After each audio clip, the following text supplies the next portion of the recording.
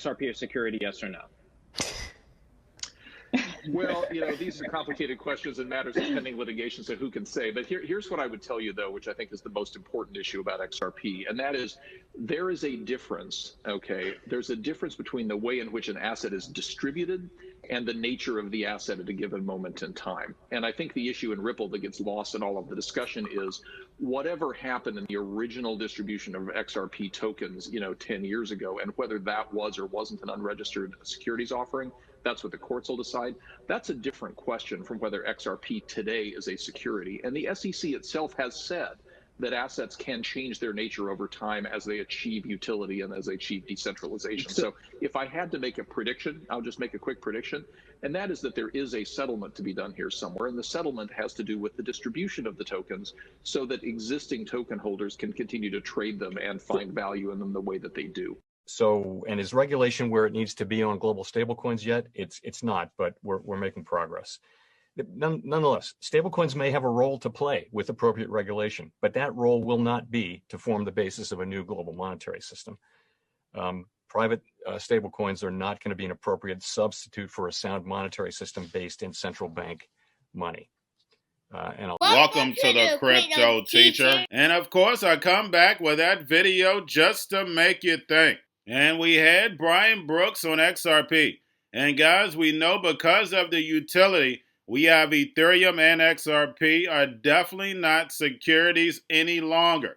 Now, we had something very important come out of Jerome Powell's mouth, saying that stable coins will never take the place of a central bank digital currency. And I need for people to understand this. They can take private stable coins and peg them to a world reserve currency, a central bank digital currency, but they will never allow another private company in the monetary system, because that's exactly what they are, a private monetary company. They have nothing to do with the federal government.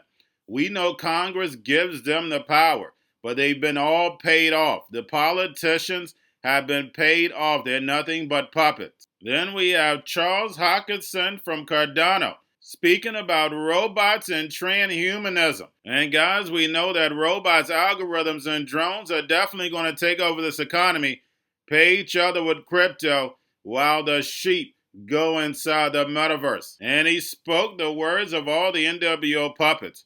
These robots are going to be able to make things cheaper. You know how hard it is to find cheap labor? That's the point. You should pay a man fair earnings for what he actually worked for. That's the reason why the NWO corporations were able to close down all the mom and pops. Everybody's trying to save a nickel or a dime, and at the end, they end up paying double what they were originally paying. And the medical issues that are in humanity right now, anxiety, depression, comes from humanity believing in the illusion that they have been sold. Remember, your life is an illusion, and TV is your reality. Because when it comes to the New World Order, it's all planned out. You have a wonderful day. What's your take on the impact Tesla's Optimus robot may or may not have? Love you, buddy. I think it's so cool. 150 pounds of joy. It's a really powerful robot. It's got a lot of cool AI features, and also it has all the computer vision stuff that comes from cars. It's a great platform, and I think within a 10 to 20-year period, it will usher the dawn of pseudo-consumer robotics. So the robot will become the car of the future. I would absolutely love to have 5 or 10 of these things if they actually work at scale and they can do labor. Because just my ranch, for example, I got 11,000 acres, and it's just ton and ton of forest land. And you live nearby a town of 3,500 people. It's damn near impossible to find laborers and workers, and you have to bring them up, pay them $50, $75 an hour in some cases to go and do arborist work or other things. And it's just endless, the work that's there. So it makes a lot of sense if I had Optimus-like robots that were capable of doing these things to just have them do menial tasks, keep the roads clear, clear out brush, do some of the arborist work, plant trees, landscaping considerations, these types of things, surveillance, anti-poaching. Will AGI singularity and transhumanism occur in the next 25 years? You know, when I was younger, I was big in the transhumanist movement, the whole H plus movement, and there's still a lot of people floating around there. And to me, it always felt like a really cool, vibrant movement. And there were a lot of great thinkers inside of it because they were asking a very simple question. What if you can upgrade the hardware? What would you do? Where would you take that? What does that mean? So everything else in life, cars, computers, farming, houses, we live for the upgrade. Consumerism and capitalism has trained us to not be content with version 1. So we do version 2 and version 3 and version 4 and version 5. But somehow we're told, well, you know, nature's given you just this body and you just have to accept it. What we've discovered through scientific inquiry and deep inner reflection is the body that we're given is not good for us. And when I say not good, meaning it wasn't designed to maximize our personal happiness, our personal utility, our meaning. It was designed in a collective sense to protect it and survive and thrive in different environments that we happen to have evolved into. And whether we're happy or not, our life is quality and everything's great or not, has very little bearing on that flesh bag that we have. So this is reflected in the fact that some people have dysmorphias or mental illnesses. This is reflected in the fact that some people are born with congenital defects. This is reflected in the fact that depression is a huge issue. We're going to a different economy, and we're going to be learning more about that as we go. But clearly, we're learning that things can be done from remote locations. We're learning that technology can replace people even more than we thought. We're not going back to the same economy. We're recovering, but to a different economy, and it'll be one that is more leveraged to technology. And I worry that that is going to make it even more difficult than it was for many workers. In Silicon Valley, and my friends who work in technology know that what we did to the manufacturing workers, we are now going to do to the retail workers, the call center workers, the fast food workers, the truck drivers, and then even bookkeepers, accountants, insurance agents, lawyers, and on through the economy. So what happened to the manufacturing workers is a very clear sign. This effort.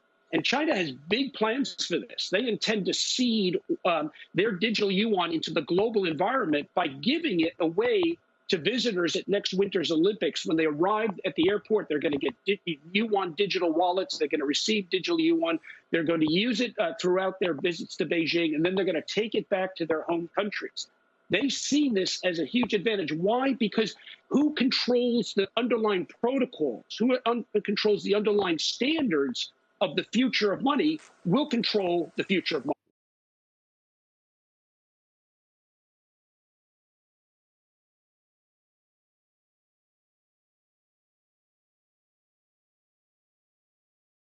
Most powerful person in the world is the storyteller.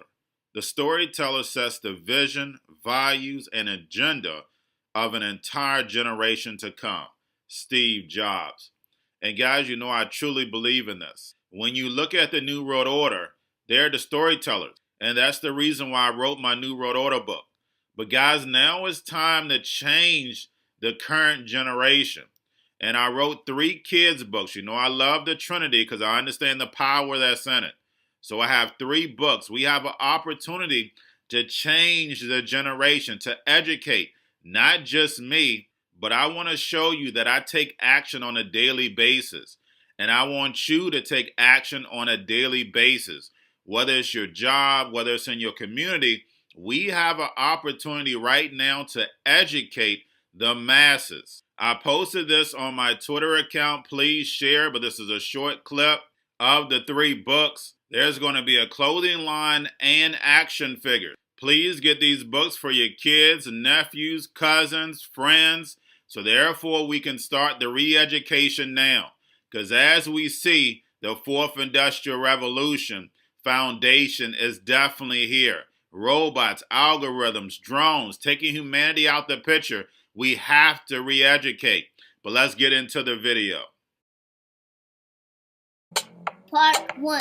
King Joshua and Grandma Tam save the village. Part 2. King Joshua and Grandma Tam save New York from COVID-33. Part 3. King Joshua and Grandma Tam goes to China. It's mandatory to get part 1, part 2, and part 3 of this series. It's time to re-educate Generation Z.